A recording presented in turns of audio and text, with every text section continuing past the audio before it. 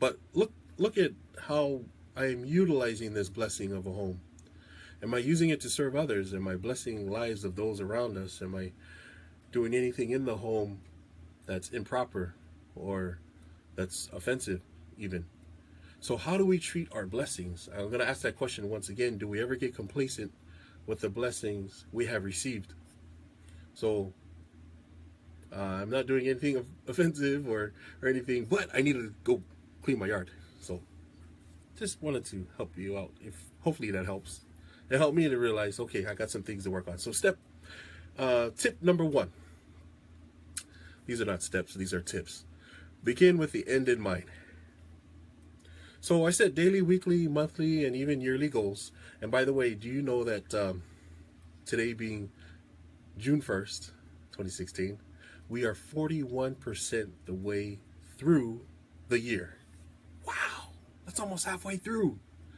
41% of the year is gone. You will never get it back. 2016, 41% is gone. So are we, once again, you and me, are we 41% through with our goals? It's a question that was asked on this live Periscope that I joined. And it got me thinking, like, wow, in the beginning of the year, and all these goals in mind. Hey, Geraldine, how you doing? Thank you for the love. Am I 41% through my goals? And looking at, I did a lot of reflecting, especially this past week. No, so I'm making some changes starting today. And I'm hoping that I will be more present and more visible, especially with our good friends out there, namely Geraldine and those other people that we really love and appreciate. But 41% of the year is gone. Wow. So there is magic in writing it down. Posting it where you see it often, like the bathroom mirror, and you get to review it often. Hey, what's up, D? And there also is a sense of accomplishment when you check that box. Okay, I got that done. Oh, so good, so glad. So one of the tips I found online, very helpful, is to create an ideal week calendar. You could use Google Calendar or Outlook. Hey, love and miss you too, Geraldine. Hopefully we can talk soon. I'm so glad we get to reflect I'm able to reflect on my year and how it's going and how I want the rest of the year to go on. So thank you so much. Really. It's meant to me that we can communicate this way. Thank you. So you use that ideal week calendar as a reminder of what you should be doing, even though you may not follow the ideal weekly calendar. When you make an appointment with yourself, the likelihood that you'll do the item significantly increases. Instead of just, oh yeah, I got to get to that, and then forget about it, and like, oh, I was supposed to get to that. So I made a goal today to do some things that I'm going to make myself accountable for. I'm going to follow up. Things that I haven't been doing for a while that'll help me and help our family. Step 2, intentionally schedule the things you want in your week. So you plant what you want to harvest. So I have banana trees in my backyard. If I plant a banana tree, I am in no way going to expect mangoes to come out, right? So you plant what you want to harvest. If you are what you do, then what would you do with the time if you could plan your ideal week? Include time to exercise, read, write, and plan. I found something again. This is online. Psychologist Dr. Charles Lowry. I hope I pronounced your name right, doctor. He calls exercise the silver bullet of psychology. He claims there's no medication invented today that is better at handling, sorry, I got to switch my notes over, better at handling depression and giving you better health than the one habit of exercise. But if you don't schedule it, you won't do it. So I have to schedule that too. Today, I scheduled to eat better. I started off with my green power shake, and I am already feeling better. Well, actually, I started off with my amino acids, but I had my green power shake already, and I feel great. Another quote, Charles Duhigg. And once again, I apologize if I butchered your name. I have one of the hardest names out there, so I understand. I feel your pain, Charles, if you ever hear this or see this.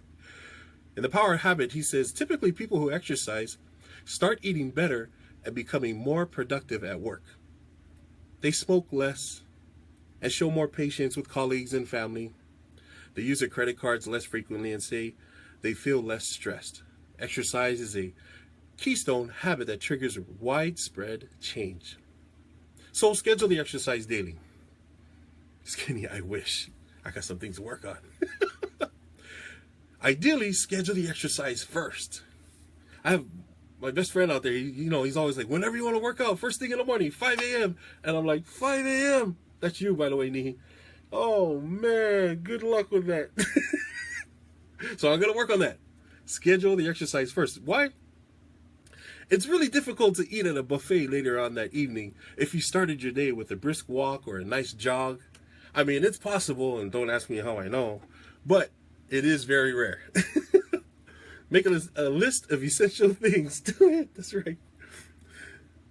You want to do every week. Ideas, attendance at church, meetings, organizations, healthy happy hours, importance, routines, essential housework, vital job tasks, reading, whether it be Bible, scripture study, reading to learn a subject, recreational reading, learning, exercise, special projects, hobby time, spending time with key people.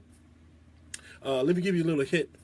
For anyone with a significant other, we go on date nights weekly, and that's very important. Why? Because we go through so much. We got to remember, like, this month marks 16 years that we would have been married and sealed in the Hawaii Temple, and I don't know how she put up with me for 16 years, but that weekly date night helps us to bring it back, even if we're having a tough week, even if we're silent, sitting across the table from each other, eating at that restaurant.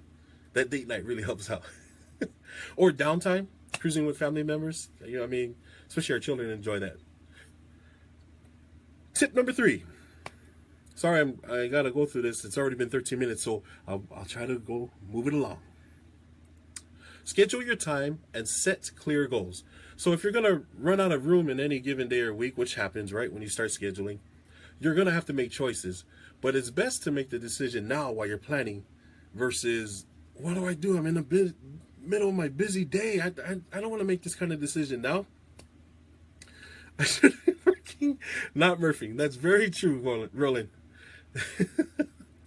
So, Thomas Edison had a goal to create a major invention every 6 months. He had as a goal to create a minor invention every 10 days. Every 10 days. Get all fingers, all digits in there. Now, Edison wasn't an accidental inventor. He was an intentional one. If you're fortunate enough to know your calling, then go after it with all of your being. Thank you, Auntie Beth. So make time for accomplishing your goals. Tip 4, last tip. Now it's time to plan your real week. Let me just review, just in case you're joining me now. You want to begin with the end in mind. Number 2, intentionally schedule the things you want in your week. That's your ideal week. Number 3, schedule your time and set clear goals. And number 4, plan your real week. So you can make adjustments, copying over from your ideal week to your real week, and apply what you have learned. The real learning comes from application. Ensure that you get the most value out of any learning experience. So, have you taken a course? Do you want a return on your income? Apply what you have learned. And then even better, share it with others. So the source of this, if you want to look and learn more, it's Michael Hyatt. That's an easier name. How to better control your time by planning an ideal week. Put God first. That's right.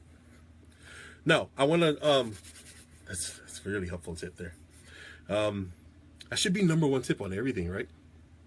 So I should have made that 5 tips.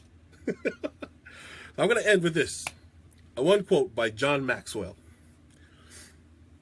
Heard he was a cool guy. I don't know. I can't even think of his picture if I'm trying to think of it, how he looked. Was he someone? No, probably not. Not with Maxwell. Well, you never know. Anyways, you can spend your life any way you want, but you can only spend it once. John Maxwell. The half Samoan, half Caucasian guy. I don't even know if he's Caucasian, but he probably had a little Samoan in him. You can spend your life any way you want, but you can only spend it once. I hope you got value out of this. If so, please share it. Thank you for the likes, for the laughs, for the love. We'll see you tomorrow. Stay blessed and be thankful.